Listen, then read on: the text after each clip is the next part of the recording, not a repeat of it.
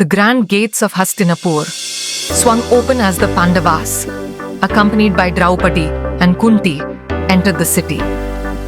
The streets overflowed with people eager to see their beloved princes alive after the deadly wax palace incident.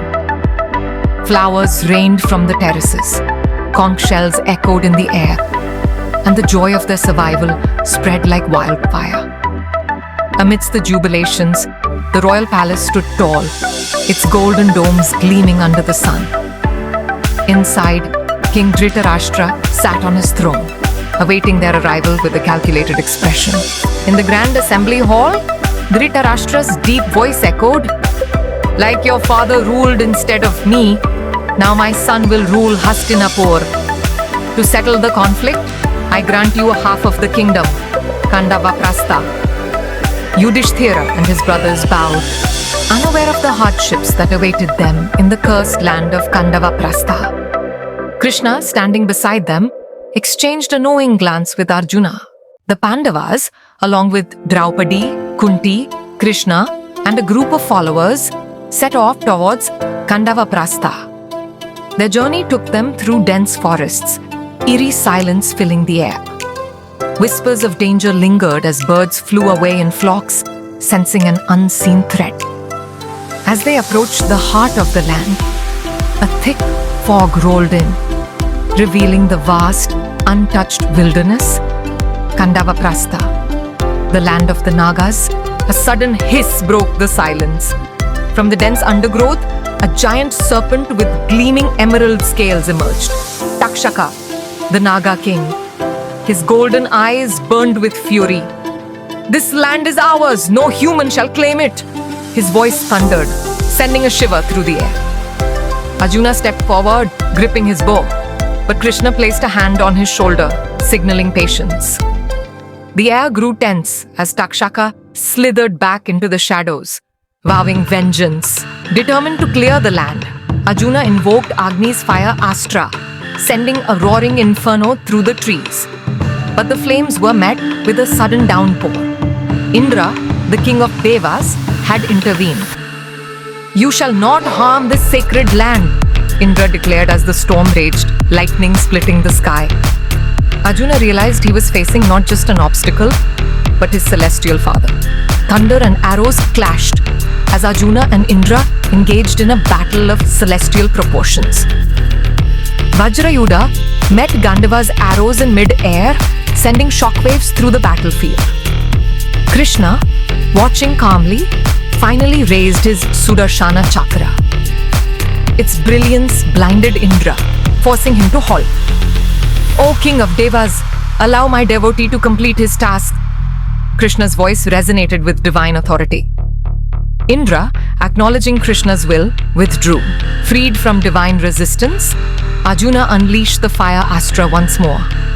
This time, the flames roared freely, engulfing the forest. Creatures fled, shadows danced in agony, and a red glow lit the horizon. From the ashes of the burning forest, Mayasura, the great illusionist, emerged.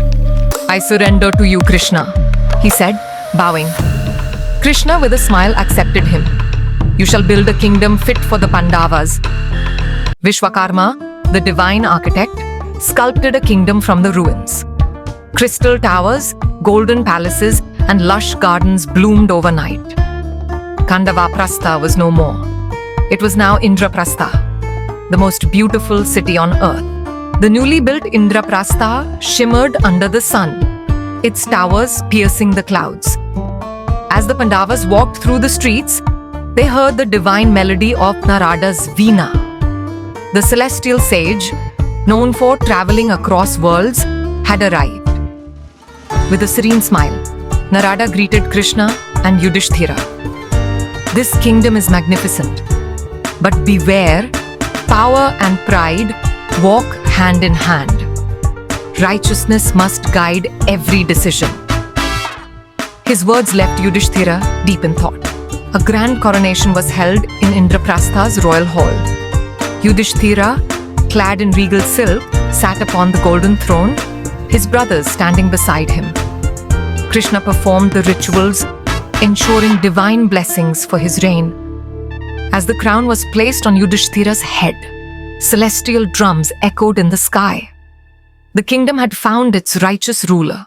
Back in Hastinapur, spies brought word of Indraprastha's beauty to Duryodhana. The prince clenched his fists as the descriptions of crystal halls and divine gardens filled his ears. How can those exiles have a kingdom grander than mine?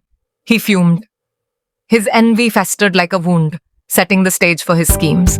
Under Yudhishthira's rule, Indraprastha thrived. Markets bustled with traders, scholars debated philosophy, and warriors trained in grand arenas. The once barren land had become a beacon of civilization. Krishna often visited, guiding the Pandavas on ruling with wisdom and fairness. Deep within an underground lair, Takshaka coiled around a massive black stone. His eyes burned with rage as he watched the flourishing Indraprastha from afar. "I will avenge my kin," he hissed. "This kingdom shall fall, and its king shall perish by my venom." His oath sent a chill through the cavern, marking the beginning of a sinister plot. Several sages and rishis, hearing of Indraprastha's rise, arrived to bless the kingdom. Among them was Vashishta, who guided the Pandavas on Dharma, and Durvasa, whose temper was feared. Yudhishthira ensured they were received with utmost respect, earning their goodwill. "This kingdom shall be protected by the blessings of the wise," declared Vashishta, while Yudhishthira governed wisely. Bhima ensured Indraprastha's military power was unmatched. He trained the soldiers himself, instilling them with the warrior spirit.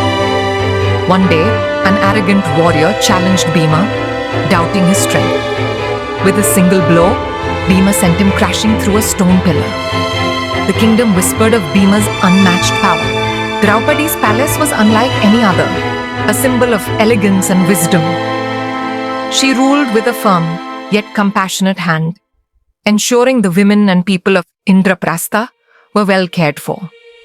Sages and poets sang praises of her intelligence and beauty, calling her the Empress of Virtue. Even Krishna would often seek her counsel, acknowledging her sharp mind. One evening, Krishna stood atop Indraprastha's tallest tower, gazing at the horizon. Yudhishthira joined him. "This kingdom stands strong today, but trials will come. When darkness rises, I shall stand by your side," Krishna promised. His voice carried an unshakable certainty. Far away, hidden in the dense forests, figures in the dark conspired. Messengers whispered among the trees, carrying news between Hastinapur and Takshaka's lair. The days of peace in Indraprastha were numbered. War, betrayal, and divine justice were already taking shape.